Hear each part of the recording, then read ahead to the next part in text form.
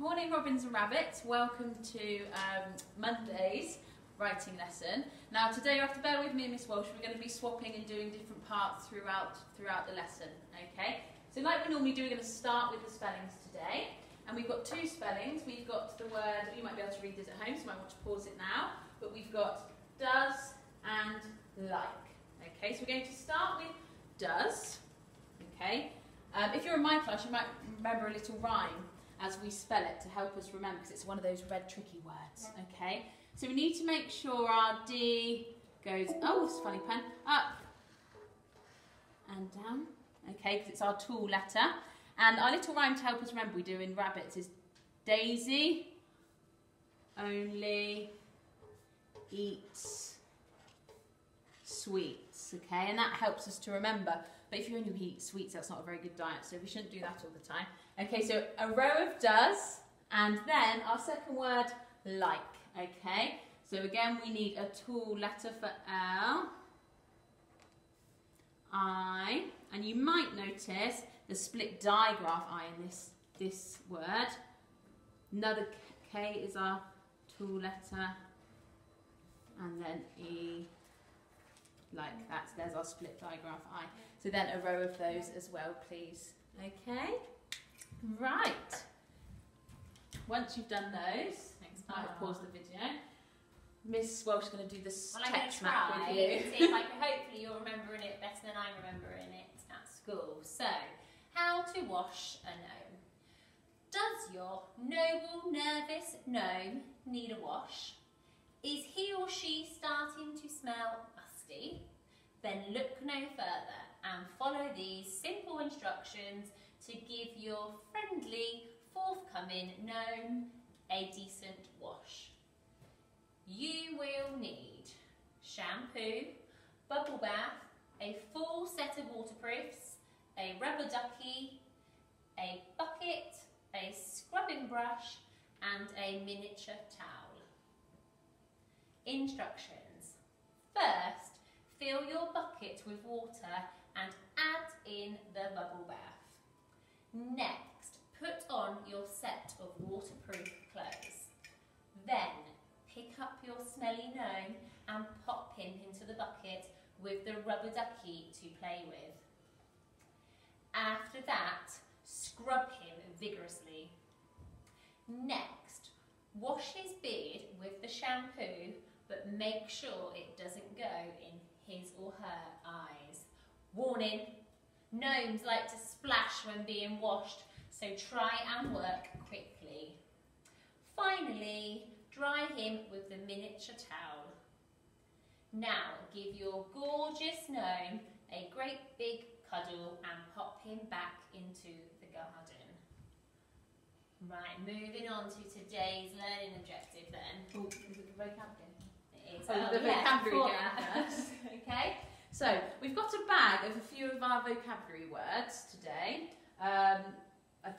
We'll see what's in there, won't we? Pick one out. So we're going to pick one out, and then what we're going to do with it is we're going to give an instruction with that vocab word in. So what have we got there? So your first word, Miss Garachi, is waterproof. Okay, so I'm going to put that into instruction.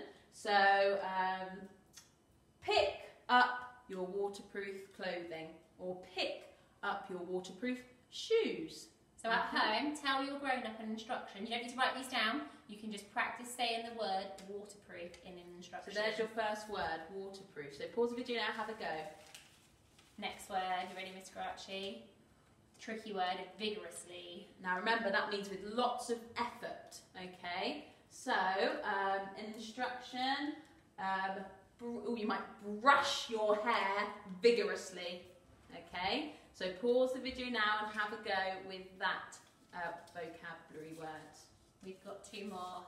Next one is musty. Ooh, musty. Remember, that's a bit of a smell, okay? It smells old, okay? So the instruction, what can we have? Oh, I've got one actually. Have you got one for musty? I went out running in the rain and my trainers, absolutely, they really do smell musty. So I could say, put the trainers outside of the, put the musty trainers outside of the back door. Good, okay, and one, pause now, have a go with that word. Last one is miniature. Okay, or we've got one here actually for that one. So hop over the miniature river. And remember, miniature means really, really small. Okay, so have a go at that one as well. Now we're on to today's learning objective. Okay, so today's learning objective is to use rhetorical questions in an opening. Now, we know what a question is. Remember, question, we ask someone something and they respond.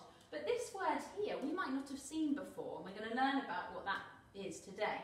So, rhetorical questions. You can have a go at saying that word, rhetorical. Yeah, it's a tricky one. So, in our text map, we've got 2 questions. We'll have a look at that. We'll go back to that.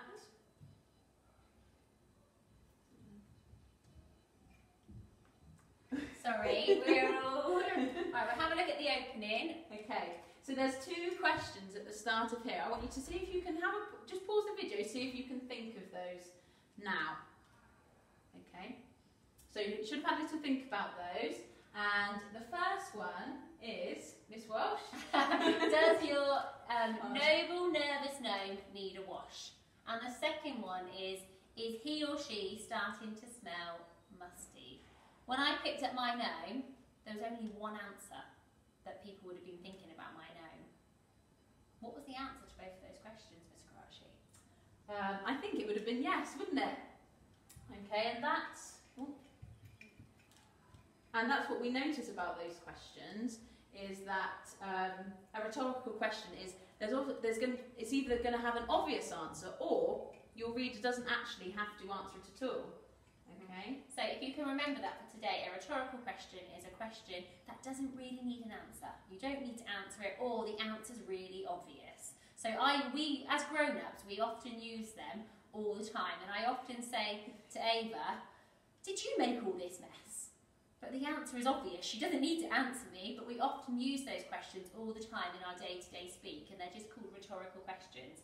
So we're now going to have a think about what else we could wash. So I think you've got a I have got a already. list, so you can pause the video at home if you wanted to, but have a little think about what can we change the gnome to? What else might need a wash? And I have made a little list, so Mrs. Taylor might just zoom in on just half of this, Mrs. Taylor, this bit here. And you might have your own ideas, better ideas, but I have said, instead of a gnome, I could wash my dog if I had a pet dog, my bedding or my actual bed. If I've got a toy truck or a real car I could wash, blanket, a bag, I could wash a pair of shoes, I could wash my hair, maybe a doll if you've got a doll at home, or a teddy, or any favourite toy. You might have something different, okay? So those are different things that you could wash at home. Then I would like you to have a think about and just choose one thing that you could wash. And find some pens. And I'm going to model writing about one of these things using some rhetorical questions. And in our story map, if you wanted to start the same, does your and is your gnome starting to smell musty, you could start with that, does your, is your. But I've also put on here, at the bottom, you might want to start, some questions with do, or does, or are, or is, or have. And I'm going to model 3 questions now. So I'm gonna use my shoes. And I'm gonna have, do your, that's what I'm gonna start with, capital letter. So do your shoes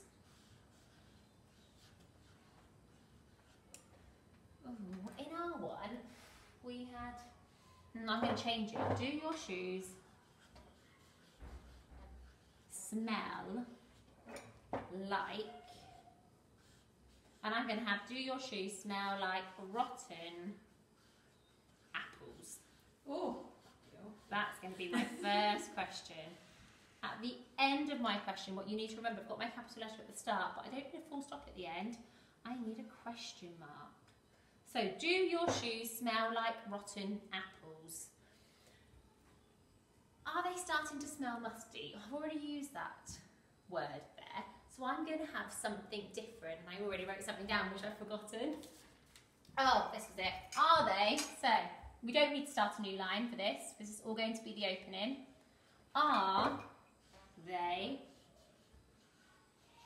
covered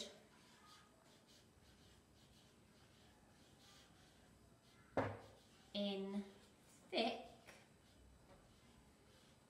mud? That's going to be my second question.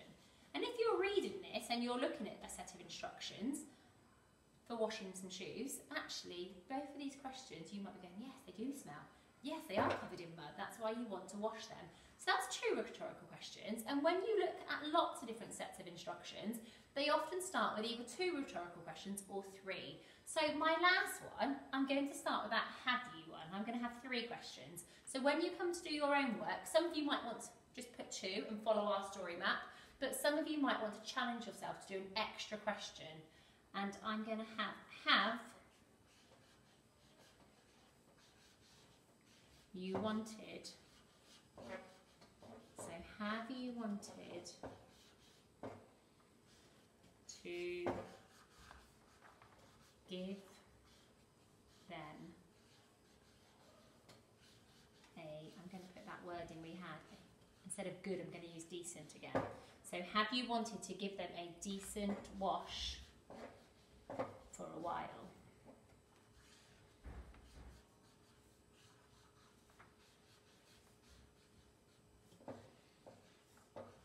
And there it is. That could then be my opening, or the start of my opening for a set of instructions. Do your shoes smell like rotten apples? Are they covered in thick mud? Have you wanted to give them a decent wash for a while? I started writing some other ideas down here, and then I thought it's really hard to write ideas down because I don't know what you're going to choose. But I had look a mess, smell horrendous, hair knotted, smell rotten, look mouldy. I'm sure you will come up with lots of ideas. So your task today then is, do you want to explain this, Miss Scratchy, what they need to do? Yeah. Okay, so just like Miss Walsh has done, she's chosen something instead of the gnome, and hers was shoes. Okay, she's given some ideas there as well. So you need to choose one of them and then either do two rhetorical questions, or if you want to challenge yourself, have a go at the other one. Have a go at one more. Okay, but there's some ideas on there you can take and use. And you can always rewind the video back and pause it on different areas if you're struggling to think of your own ideas. It'd be good if we had something different that wasn't on here because we were struggling to think of these.